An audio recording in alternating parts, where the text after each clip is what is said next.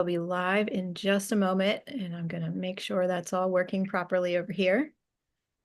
Okay, very good. So we're live on YouTube now. Welcome everybody listening in over on YouTube. And there we go. Making sure.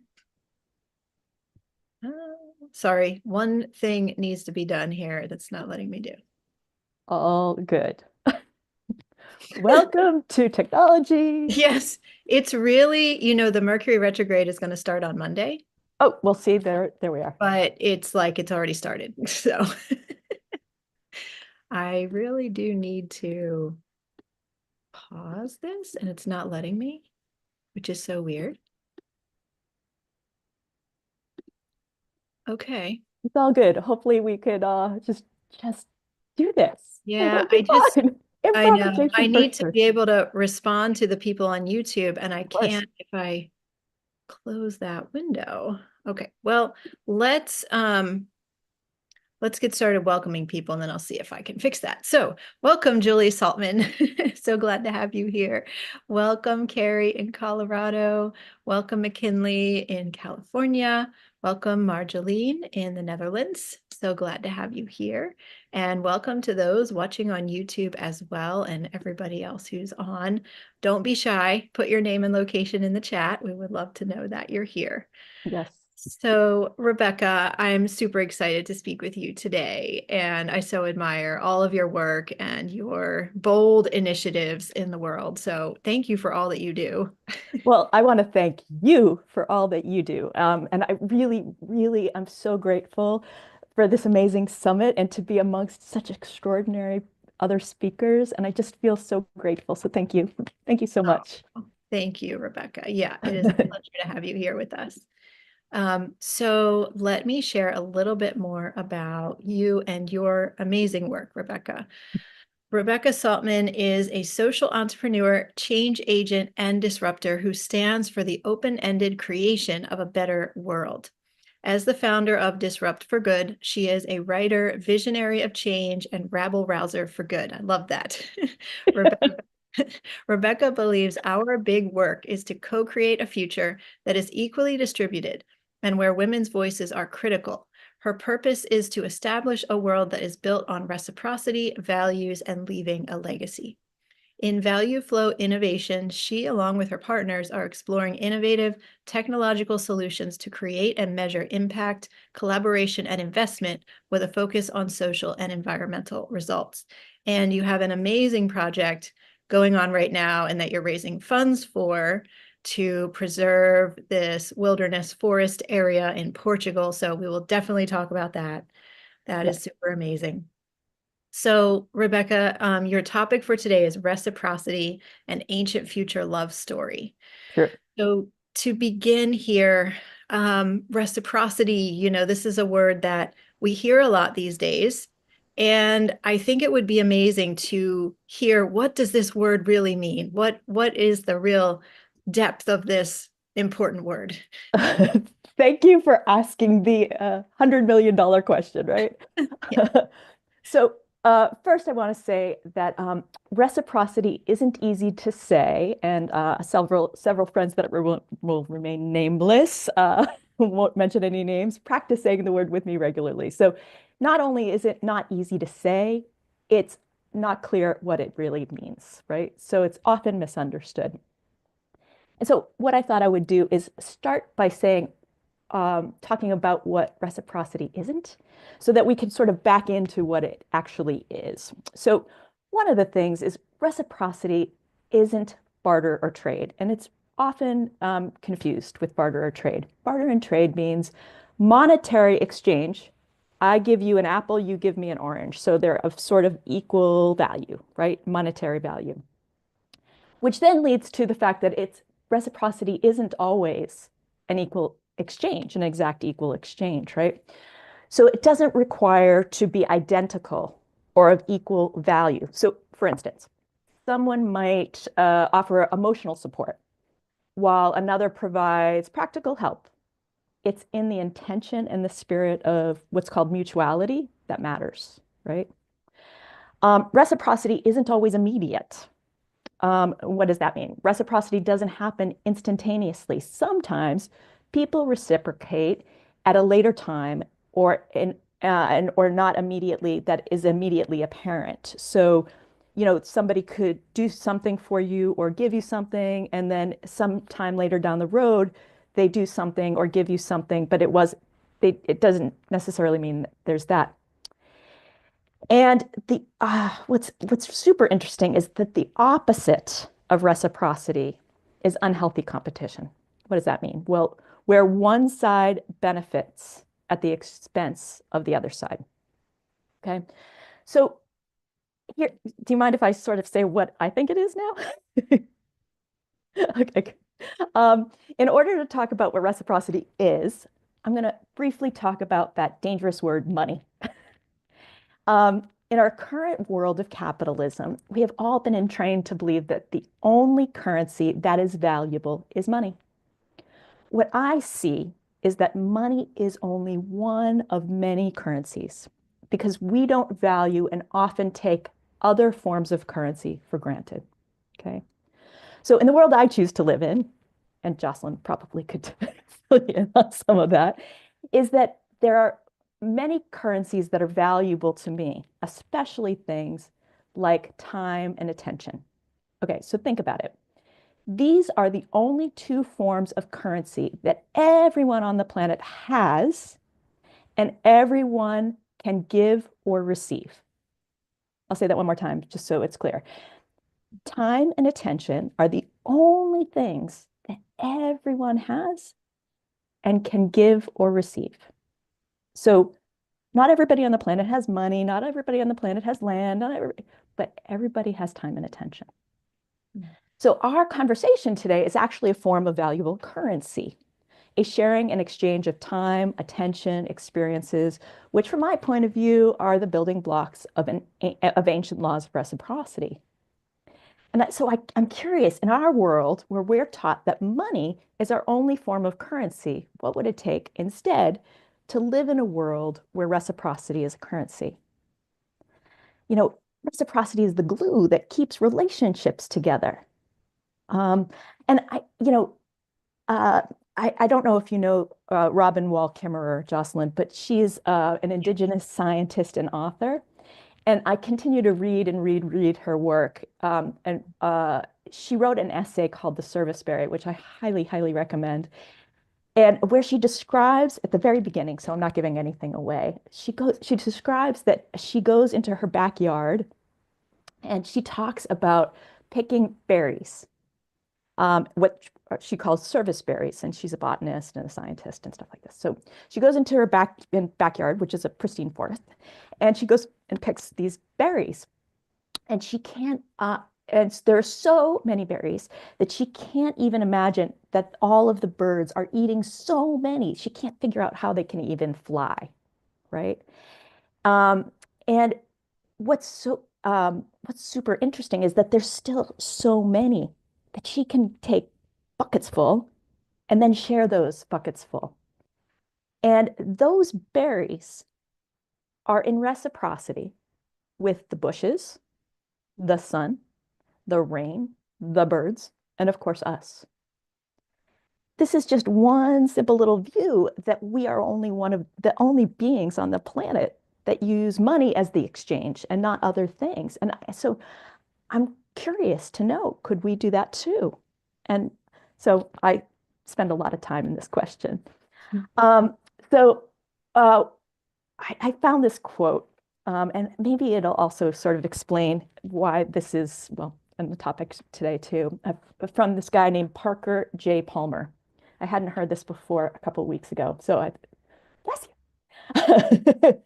Um, so hospitality is always an act that benefits the host even more than the guest.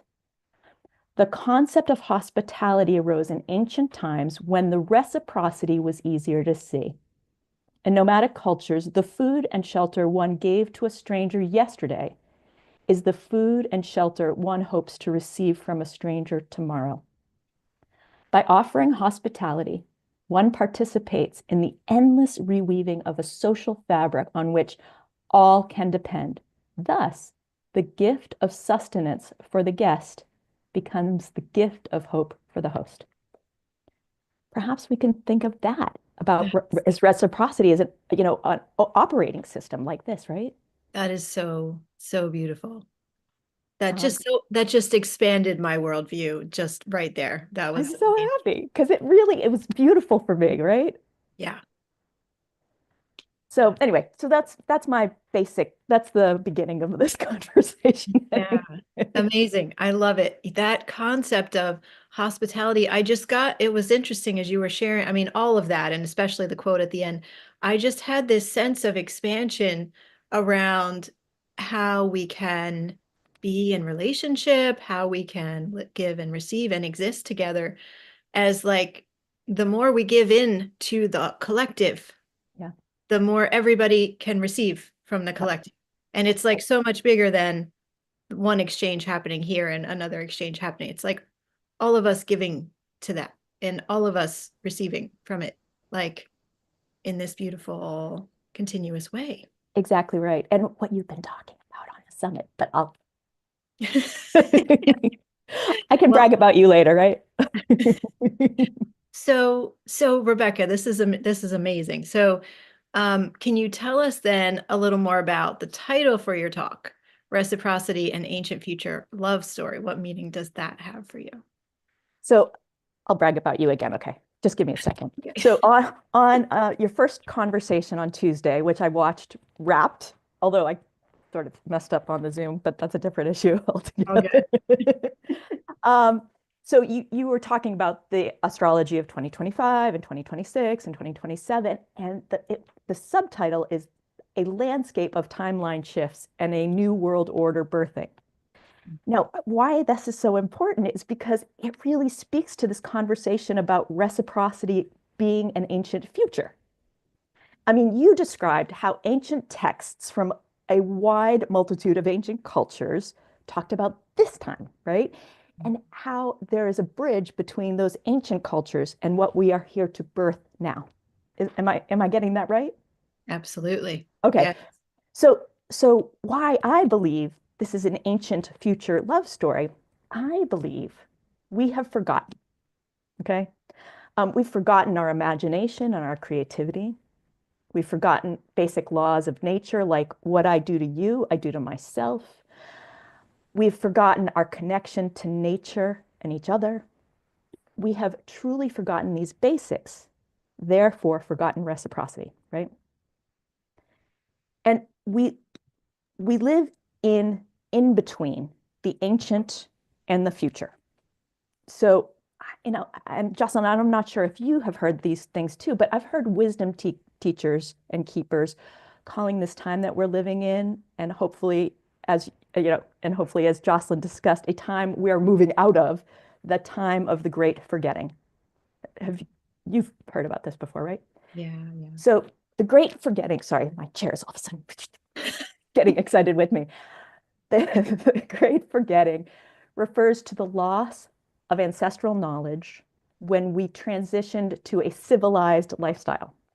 This includes the wisdom of how indigenous cultures thrived, the understanding that we too were once tribal, and the realization that our way of life was just one among thousands.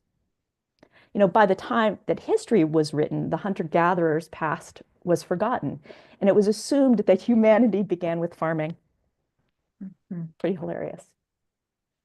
Um, so if had our really beginning thinkers like recognized this distant history, our worldview might be profoundly different today. So I deeply believe that reciprocity is part of our past that we have forgotten and not used in this in-between time. And we are starting to remember, remember the tribe, remember each other, actually remember cognitively. And we are bringing back and implementing our most precious and loved memories. And one of those things is reciprocity.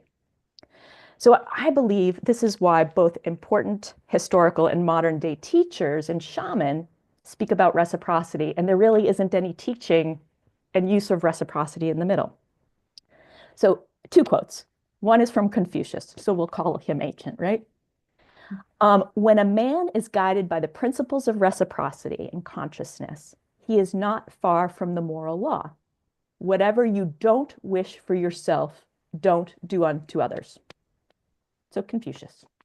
Now, somebody I know we both love, Sandra Ingerman, a world-renowned teacher of shamanism, is recognized for bridging ancient cross-cultural healing methods with modern culture, says, we must remember how to honor and respect life with each breath, step, word, and thought. What you bless blesses you in return. This is the power of reciprocity, right? So again, ancient and future, nothing in the middle. And regarding the love story, well, love is the deepest form of reciprocity, and that's an answer for another day. How about that? Whole other ball of wax, right? Whole other Oprah, as they say. Yes. Amazing, amazing. Yes. I love both of those quotes too. These are fabulous quotes. Thank you Oh, for thanks. bringing them. So, what does this all have to do with leadership? Ah, so this is a long story, but I'll be brief. I'll be concise. And like, if anybody wants to butt in, please ask questions. Yes, questions Um, are welcome throughout yeah, the time. yeah, Yes. for sure. So from my point of view, reciprocity and leadership are deeply interconnected. I mean, fundamentally, because effective leadership is built on mutual respect, trust, and a shared sense of purpose. Okay. Reciprocity emphasizes a balance of giving and receiving, which aligns closely with the kind of leadership that thrives in collaborative, adaptive, and people-centered environments. You know, it's just that. Again, these are qualities of future leadership that you and many of our other speakers have been describing in talks over the past few days during the summit. You know, this is it's fundamental to all of these conversations that we've been having. Mhm. So here are a few examples from my point of view of how reciprocity relates to leadership and a type of leadership that it fosters. And I hope some of my friends that are in human resources would agree and perhaps enjoy using some of them. You know, maybe this will be good. Maybe somebody will think it's a good idea. Um, so reciprocity creates a culture of mutual exchange. Leaders who practice it build environments where employees feel valued and empowered to contribute. When leaders recognize efforts, provide support, and genuinely listen, team members are more likely to reciprocate with loyalty, creativity, and effort. Another piece is reciprocity builds trust, as it shows leaders' commitment to fairness and shared success. Trust, in turn, drives engagement as team members feel safe and motivated to give their best. Um, And leadership based on reciprocity shifts focus from individual goals to collective achievements, right? It's about we instead of me, ensuring everyone has a stake in the success. And it's actually more motivational than my own KPIs to the bigger picture. And last but not least, you know, reciprocal leaders invest in their teams by mentoring, coaching, and providing resources. You know, this exchange inspires team members to grow and develop and contribute in meaningful ways. Bottom line, reciprocity in leadership is not a nice to have. It's a key to building trust, inspiring commitment, and creating shared success. You know, leaders who foster reciprocity focus on empathy and fairness and collaboration, and it's all about creating mutual respect and a shared sense of purpose. Beautiful. Yes, yes, yes. And I think this is also how, I mean, this is such an important part of how we build the radical new world, you know, with this concept of reciprocity, Mhm. because it is so indigenous, you know, it Yeah. is so much about we're in community, we're in the circle. This is something Emer Stassen was talking about on day 2. Yeah. We're we're not, you know, in this hierarchical structure. We're in a community together, we're in a circle together. Yeah. And it makes me think of the indigenous concept of the giveaway, where, you know, you spread out a blanket in front of your house and you put all your most cherished items on that blanket, and people can come and take what they need. And then you will also receive back things you never expected, things you didn't even realize that Yeah, you needed, yeah, but that are become extremely valuable to you. And it's all so much more meaningful because it happens in this context of the giveaway and the reciprocity, right? So yeah. there's like so many layers to this. It's like within organizations, but also in communities, and so Yes. many different ways we can take on leadership around Absolutely. And my examples were sort of our current state of leadership, right? Of what we look at. And when we actually look toward Indigenous leadership, we actually can start to build the bridge between the ancient future. it. Yeah. Yeah, Yes. yeah, Yes. Yes. yeah. So how is our current system of value, and I know this is something that's so important to your work, our current system of value, how can you explain how that is the opposite of reciprocity? Yeah. So at the beginning of the conversation, I was describing my definition of reciprocity, and I talked about our current world of capitalism, where we've all been entrained to believe the only currency is money, right? I find that complicated, but that's just me. Our current system of value, often rooted in capitalism, hyper-competition, and individualism, can be seen as the opposite of reciprocity for several reasons.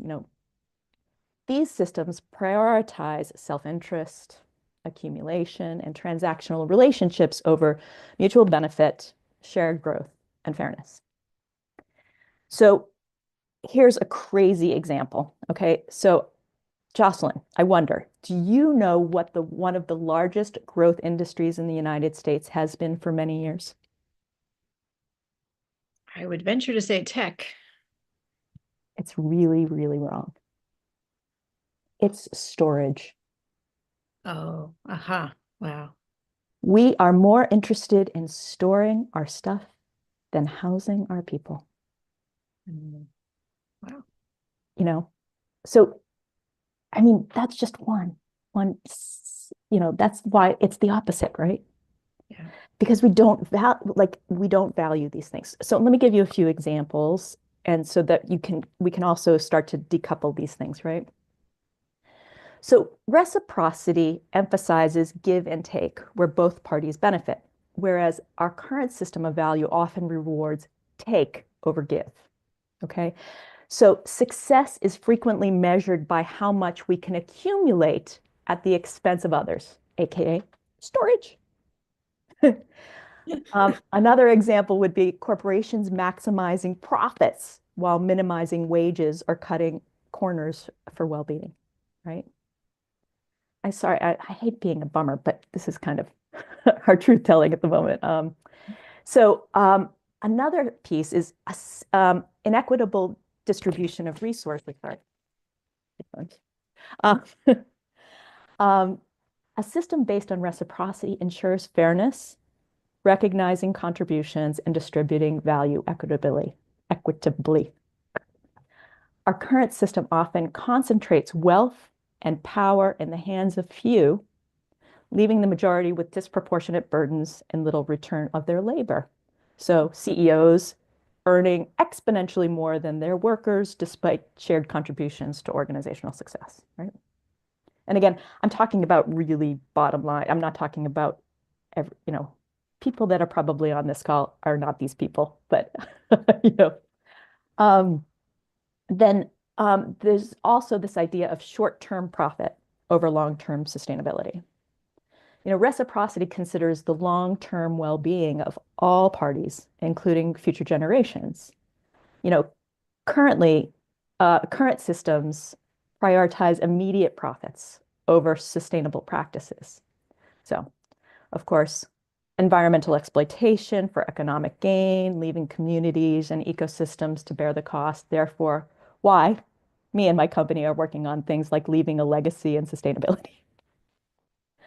And then another piece is dehumanization in value contributions. So reciprocity values people holistically, acknowledging both tangible and intangible contributions, like emotional labor. current systems often reduce people to their economic output.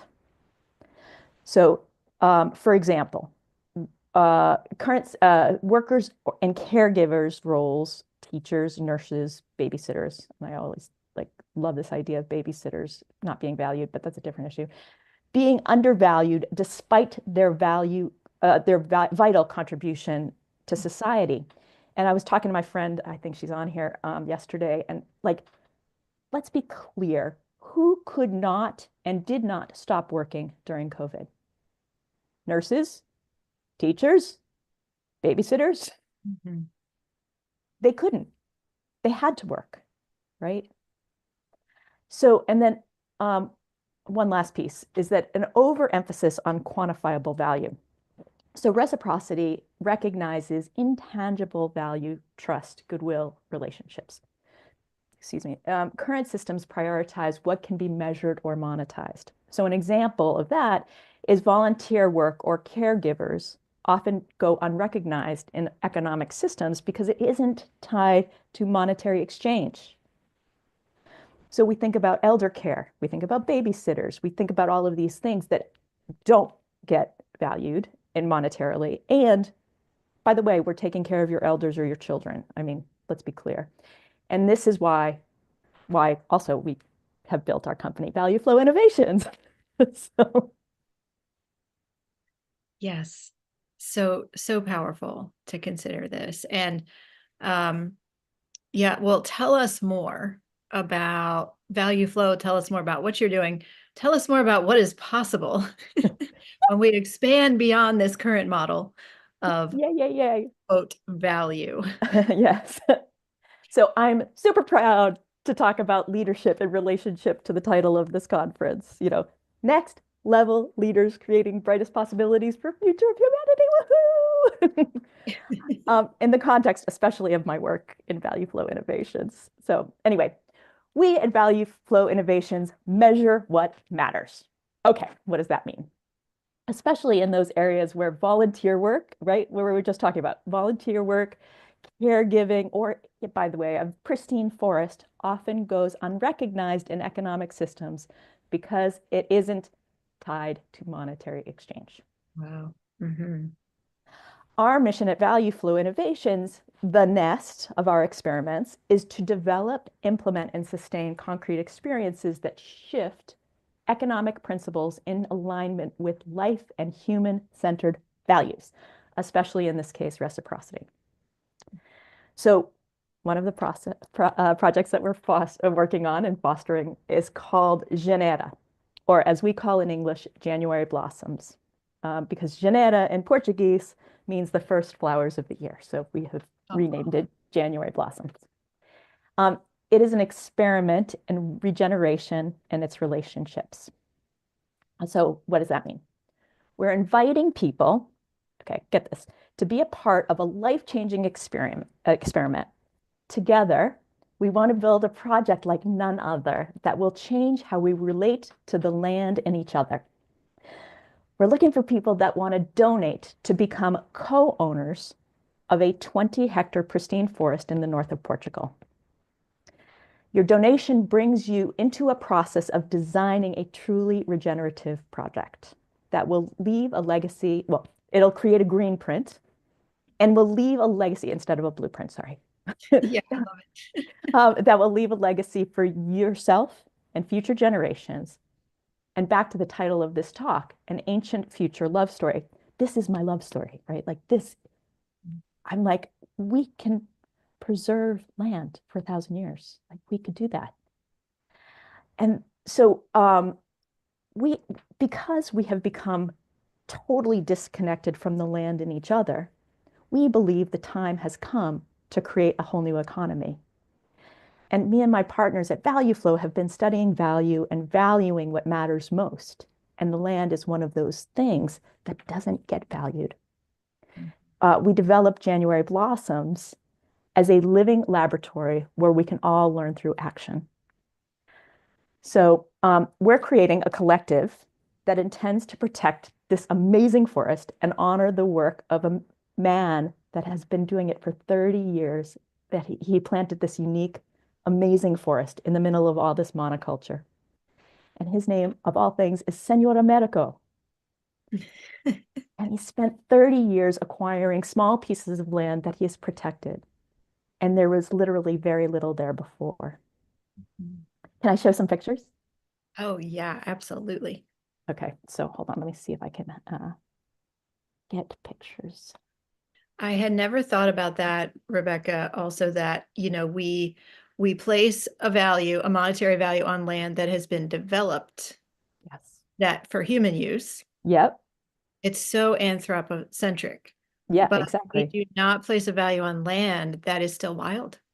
It's Oh right. my goodness. Wow. Um, oh, let's see if I can do this. Yeah, let me know if you need Yeah, I guidance. There you go. think. That's Okay, what good. All right. Although it's terrible. Okay, hold on. Let me see if I can make it full screen so you guys can actually see some of these pictures. Um, presentation. Can we do this now? I'm so sorry. Uh, it nope. looks good. Are you trying Slideshow. to get it to like a gallery Yeah, slide? just try a quick slideshow. Oh, there we go. Okay. So this is the country of Portugal, and this is kind of where it is. Lisbon. Oop. Hold on, I'm gonna pause. It's in a community next to this little village called Peña de Águia. This is my business partners. Maybe they're on here. Two of my business partners, and Senora Medico is the little one in the middle. So, Beautiful. and you can see in the distance that is the land that we're looking at. Is the land that we're working to acquire. Mhm. And this is us. So this is me, one of my business partners. The Senor Medico is in the middle. One of his twin daughters, Elena, and his wife, Amprosina. They are the Oh, cutest people on the planet. I can't even stand it. And I adore them. This is Amprosina with Monica, our dear partner. so sweet. The three of us on the land. So this is what the land looked like before.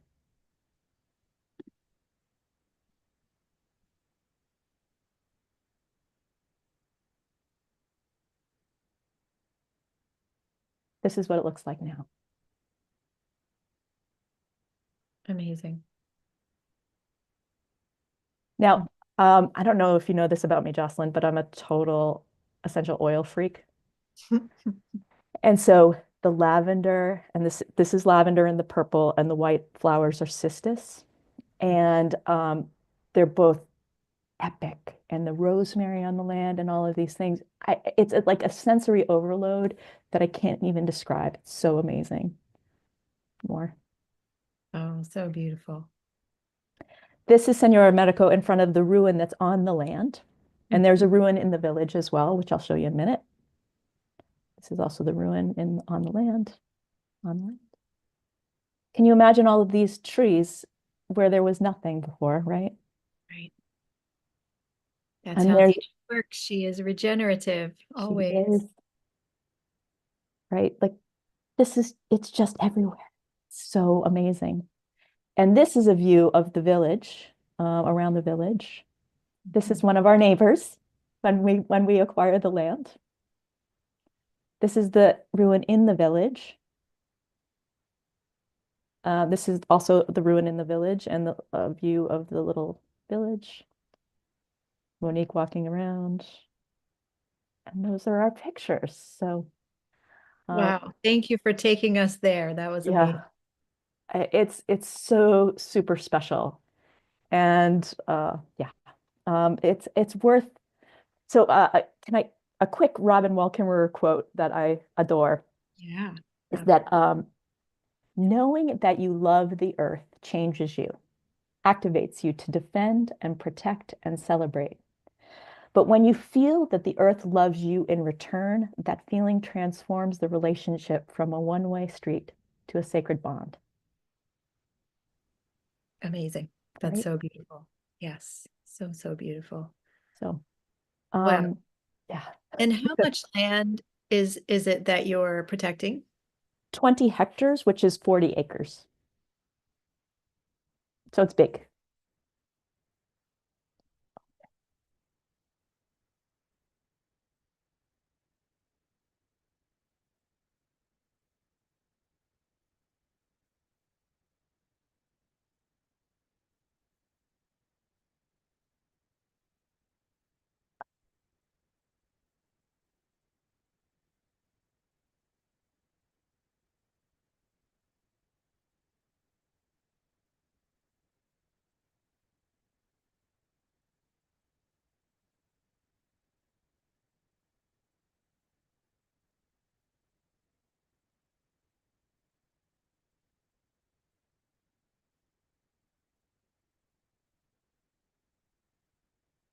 Can you guys still hear me?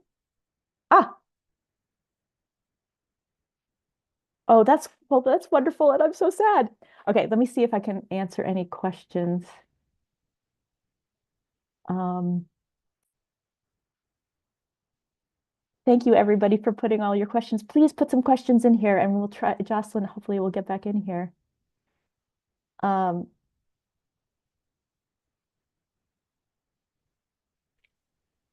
she's here! Woohoo! Back. Okay, I was just texting you. This has been an ongoing, like I said, games with Mercury. Uh, Yes, I'm back. So, did the link make it into the chat? The link to donate? I think it not did. yet. I will do it that right now. So this is a little bit of a story here, and you get to Um, you can learn a little bit more, um, and you can make a donation anywhere between. So let me just say this.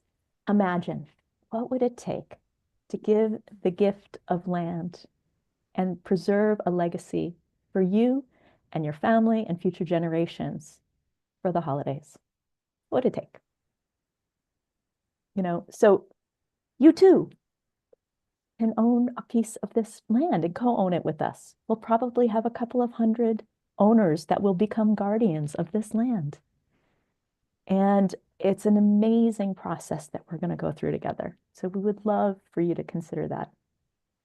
And are we considering, I just see this question, more lands in the Yep. northern part of Portugal? Yeah. Um, yeah, Let's go go. ahead.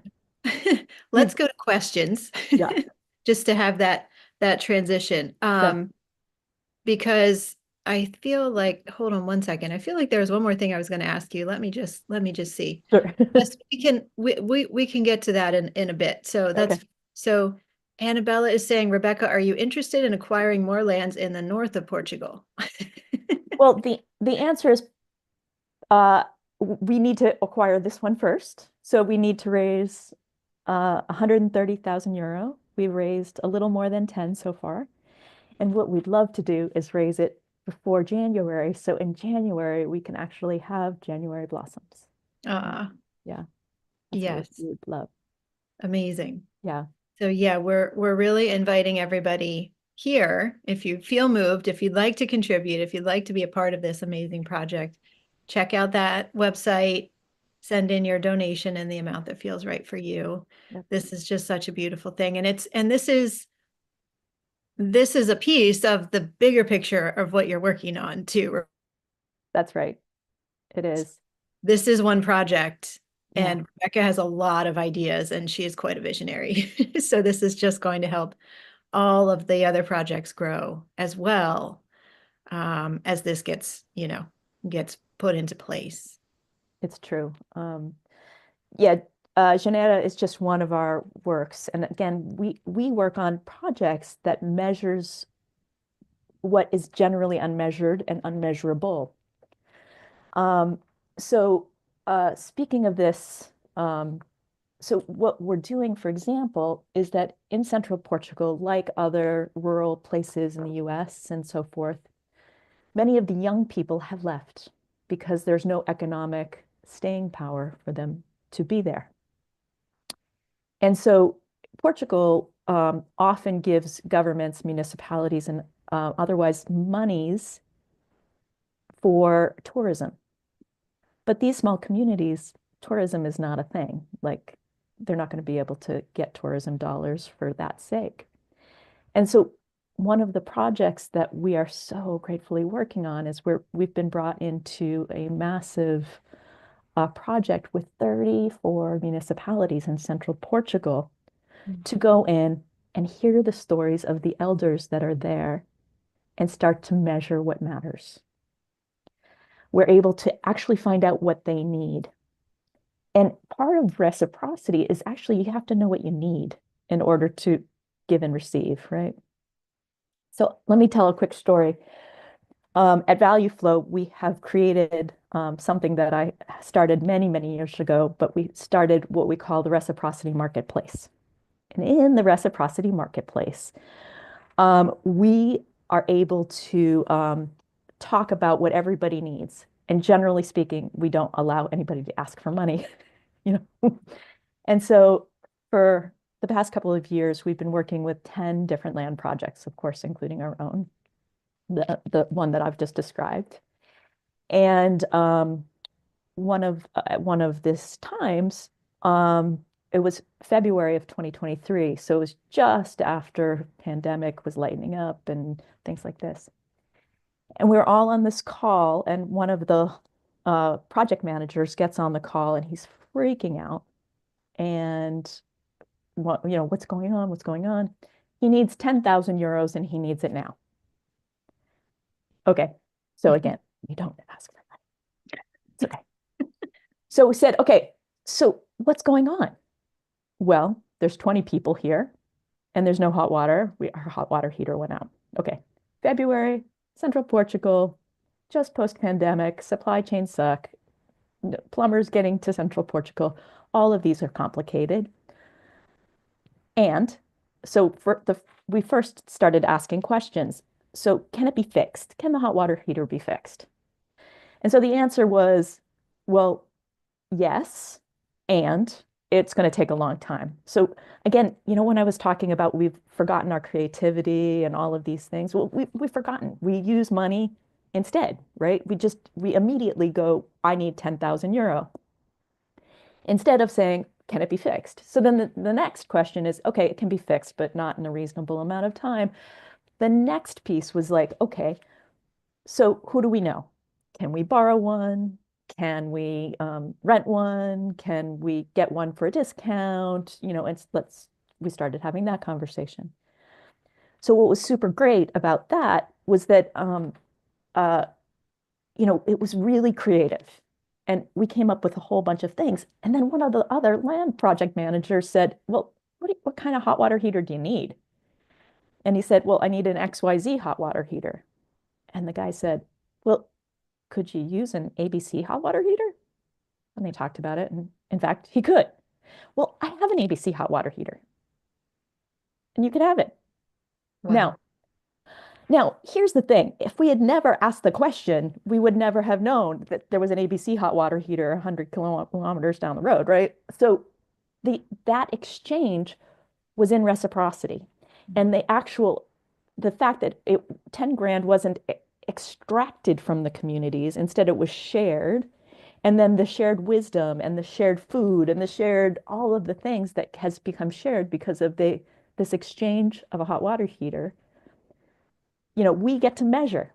And, it's probably 100,000 in measurement of wisdom sharing and food and friendship and all of the things that they would have had to buy or pay for in labor that they could share. Amazing. That's such a beautiful story. Yeah. And if you don't ask the question, then you're just either out 10,000 euro or you don't have a hot water heater at all. Yeah, exactly. Exactly. Instead, you get to make new friends and get a hot water heater for free. That's right. Great. So that's a sort of very practical example about ask for, what do you need? Really, what do you need? You don't need 10,000 euros. You need hot water. Yeah. Right. Right. Yeah. Now, do you want to share a little bit about the situation with the land and why you do need 130 euro in this case? Yes, of course. So Senor Americo uh, is getting on in years, and he and his wife um, are less able to care for the land. So they're selling it. And to honor him and, that his family has cared for this land over 30 years, he is selling it for 90,000 euro.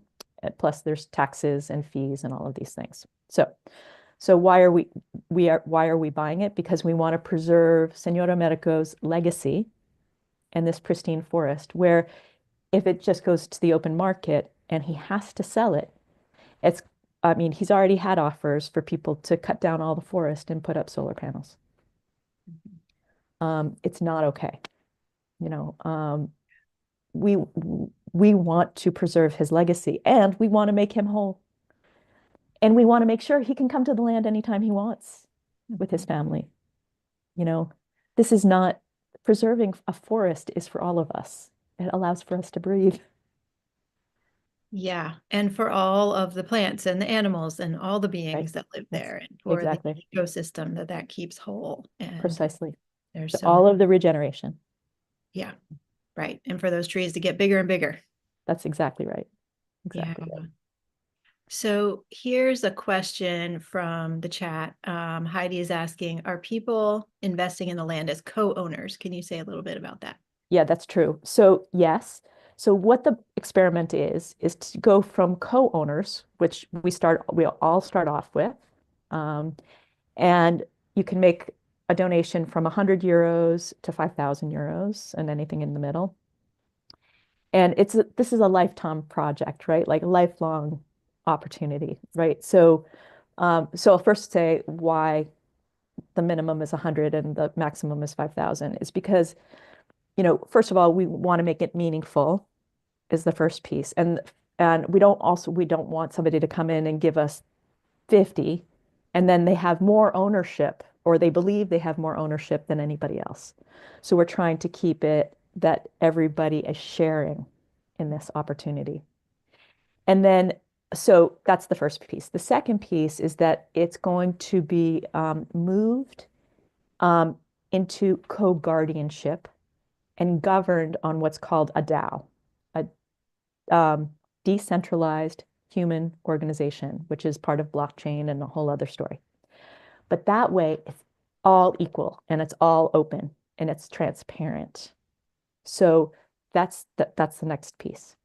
Mhm. And we need 100 to buy the land and pay the taxes. So that's sort of our first threshold. And we need the 30 for the first, couple of years of operations and making sure that we can, you know, clean up things and we might be able to put in like cameras so that somebody in California, for example, can watch like the birds or the seasons change or, we would decide as a whole group of of holders of this space that we can all decide together, co-governing um, what we will do. And by buying a ticket, by giving this donation, we're also all agreeing that we are going to preserve it, right? That nobody individually can say, no, we're going to cut down all of the trees now. It's a Yeah. codex that keeps us together. Yeah. Amazing. Yeah. It's so wonderful. Let's see what other questions we have here. So Nature Move says, how do you know or define a balance of giving and receiving? Coming back to the reciprocity concept. So, um, a lot of us here are empaths. And then we give and give it, give, and then we're flat. Um, there is, I think that as we are moving into this radical new world that we are moving into, that we actually have to decide what our boundaries are, and that only giving is out of balance and only receiving is out of balance. I mean, reciprocity is deeply this balance. And so, again, Robin Wall Kimmerer talks about putting in different kinds of things into a garden so that they support one another, so that one thing will give something else shade, and something else will get, can grow tall, and something else can stay low to the ground. And so we have to understand that we live in a reciprocity. Sometimes we need to take more, and sometimes we need to give more. And your example, Jocelyn, of putting all your most prized possessions out on the blanket, that is what it is, right? Like you have to have deep trust that what you give, you will receive. Mhm. And actually create some boundaries in the interim, you know, that you can't only give and actually question yourself if you're only taking. Yeah. Ask yourself the hard questions. So I hope that answered it. Yeah, very good. Here's an interesting question too from Heidi. She says, as a therapist, I have a question about how people who have been traumatized and have deep fear of trusting others could fit into this system of reciprocity? That's an interesting one. Wow. I'm not a therapist, so I'll start there. Um, and I have thought about reciprocity for a long, long time, and I've had my own, crazy things happen in my life. And what I have to say is that I think that if somebody is willing to look at natural systems, so if somebody's been traumatized and they're able to go into a forest or go to a natural preserve or go to a beach, like a beach is actually a good idea, right? Like you can watch the waves go out and come back in and how the wind blows and how the animals and the fish and they are able to go with that, with the incoming and outgoing and how the tides rise and fall. When you can start to look at nature and natural processes, it'll at least for me, and I don't know in fact for everybody, but it has made me feel more trusting that in fact that things can be okay if we start to look at natural systems and how they are created. Yeah. Yeah, that this is how everything is actually naturally set up. Yeah. It's the in-breath and the out-breath, as you were saying with the waves, the inflow and the outflow. Yeah. Yeah, and I think we all really need to heal around that, coming back into a trust, Yeah. again, coming back to our indigenous roots, that like True. if you go far enough back, we were each indigenous and we knew how to trust the earth like that. Yeah. We knew how to trust nature. It's, And this is a huge part of what we're remembering yeah, now and get to create now. it's true. And I see that my business partners are here answering some questions. Yes, they're answering questions. It's great. Hi, business partners. Great to have you here. Paolo and Telma and Marshall. Yeah. Uh, Super great. yeah, wow. I really encourage everybody to be a part of this if you're feeling called. And click on that link. You can learn more. You can send the amount that's right for you you said between 100 and five and either 100 5,000. at the low end, 5,000 at the high end Yeah. euros. Yeah. Yeah. Exactly. And what I was going to say about sort of that idea. So, we don't think twice about, registering for a conference and going and spending 500, 1,000 more for, a weekend or a week or something like this, right? And then you go and you get conference high, and then you go back home and you don't know, you don't have anything, you don't know what to do about it. Yeah. So what's magical about Jocelyn is though she has all the resources already involved. So, so this is not talking about this summit. But when you go to this conference and you spend that money's done and gone. What's different about this experiment is that it's a lifelong learning adventure, that you get to be part of this as much or as little as you want. I mean, you can just, I mean, if you feel so inclined, you can give us €100 or more, and it can just be a contribution, and that would be amazing. And I'm so grateful.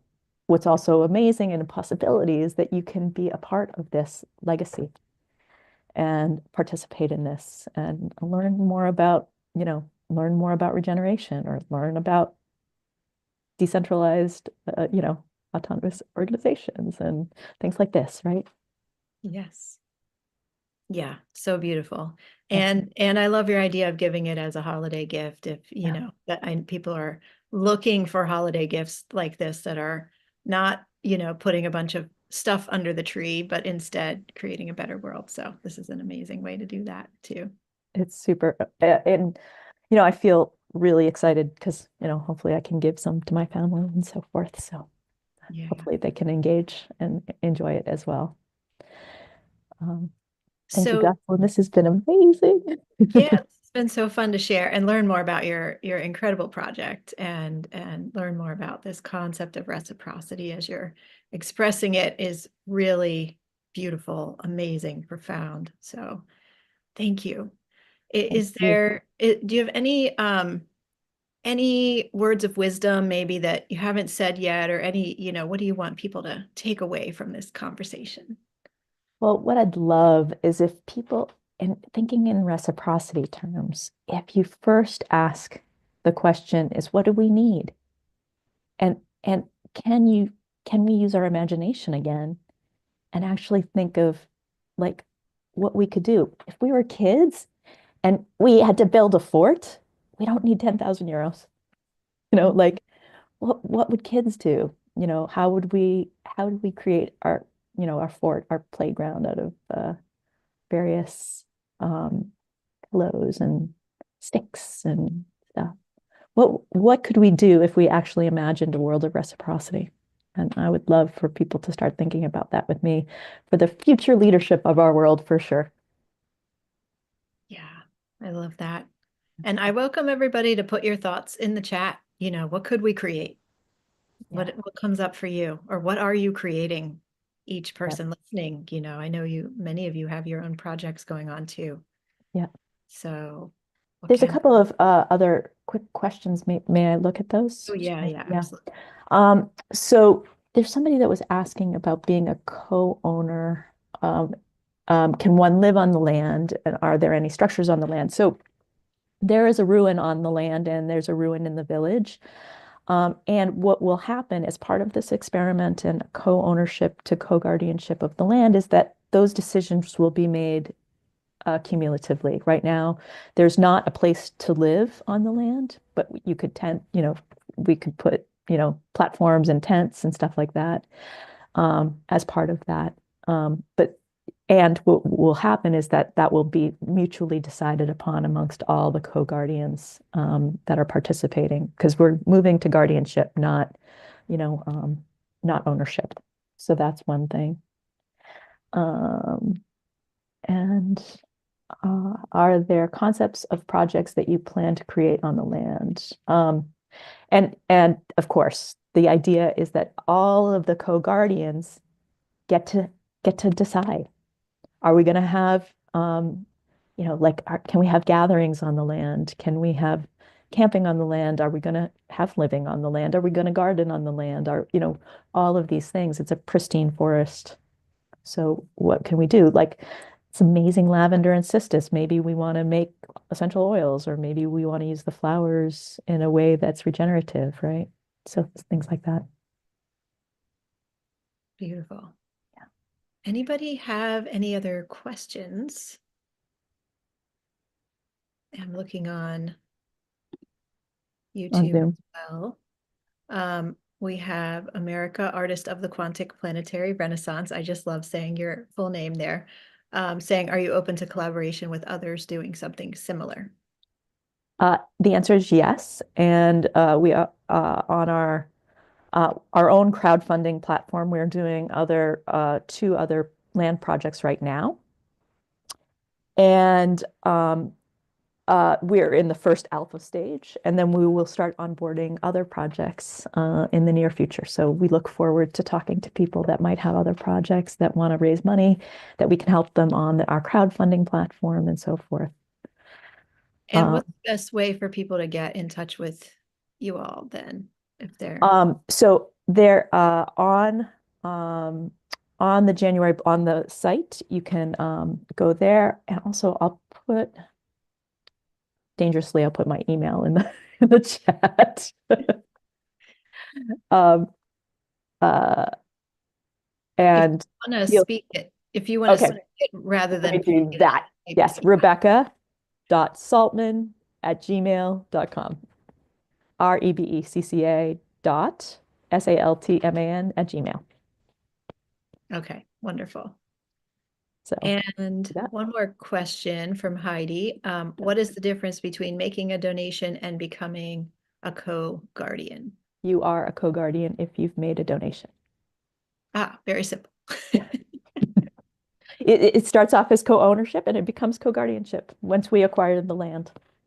So um, we are assuming that we're gonna own the land and become co-guardians. So Amazing, amazing. yeah. And is there a deadline that you guys have that like you have to raise this by a certain date? Just because that might be important for everybody to know. Yes, so we really do hope that we can raise this money by the end of 2024, so that on January 1st, 2025, Janetta, we will start the process of being co-guardians on that land. That's what we hope. And I guess the biggest deadline then is that um, the owner they may be forced to sell it to That's right. somebody else. If, That's exactly right. yeah, And we really, I mean, we've raised 10,000 so far, which super proud of. And it's only a tenth of the land purchase and only a 13th of the big picture. So we have some to go. So yeah, we would love the support. yeah, right. And so as part of the Quantum Leadership Conference, we are donating 15% of our proceeds directly to this project. I'm so, so grateful. Thank you. Yeah, so I'm so excited to be able to do that. And everybody listening, don't let that stop you from making your own donation because we gotta get this whole whole amount together and Yeah. yeah, this is so important. Thank you, Rebecca, and team that's on call with us here too for all that you're doing. This is so beautiful, so important. We need many, many, many more projects like this as well. But this one in and of itself is so important and so beautiful. Thank you. Jocelyn, I just want to thank you for all you are and all you do. And I'm so very grateful for you. Thank you, Rebecca. I'm so grateful for you too. Thanks. Yeah. Okay. Wow. Well, I know everybody is feeling super inspired now. So so glad for you all that could be on live with us for this beautiful conversation. And also hi out there to those watching this later as a recording. Hope you are feeling super inspired as well. And yeah, thank you again, Rebecca and Janira team, for all that you're doing. So much love to you and all love and good luck and blessings for this project and for all the money to flow in and for January 1st to be this amazing day of ownership. Yeah, so Thank beautiful. you so much. All right, wonderful. So everybody, we have one more live interview in the conference. It's starting in about an hour at 2 p.m. Eastern Time. And this will be with Martina Dolashal. She is wonderful. She is a system disruptor as well. So you will love her. You will love her talk as well. So come back and join us again one more time. We'll be live on this Zoom link for the Quantum Leadership Conference. So I can't wait to see you all there very soon. And much love to you, Rebecca. Have a beautiful Love rest. to you. Have a great one.